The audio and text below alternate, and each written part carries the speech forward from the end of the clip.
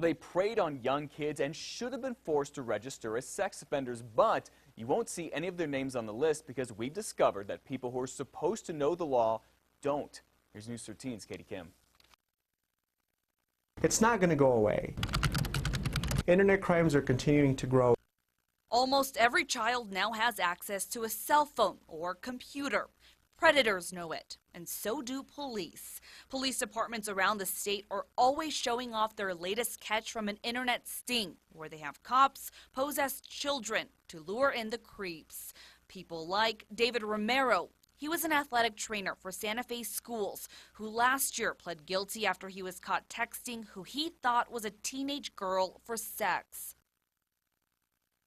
But you won't find Romero's name on the sex offender registry. There was a loophole in the law that he did not have to register as a sex offender in these types of crimes. And that's what prosecutors told you? That's what I was told by the prosecution, absolutely. But prosecutors got it wrong. According to a law passed in 2007, people like Romero who try to arrange sexual encounters with kids are supposed to register on the state's public sex offender website, along with the predators who actually did molest children.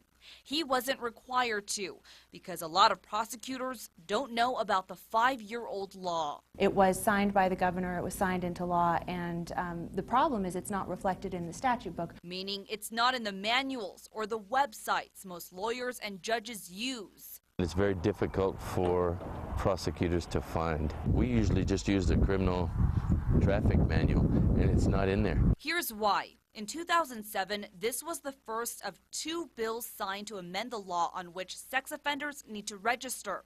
When that happens, an old New Mexico rule comes into play, and only the second bill signed goes into the popular law books, while the first one becomes a footnote in a huge state encyclopedia that judges and prosecutors don't use. The governor says sending these predators to jail is not enough. We have to make sure people know that I have a sex offender living next door. I can look it up on the website, and then I as a parent know what to do next.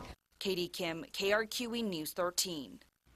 Governor Martinez has sent a letter to all judges and district attorneys in the state telling them to make sure these people register as sex offenders and hold them accountable if they don't.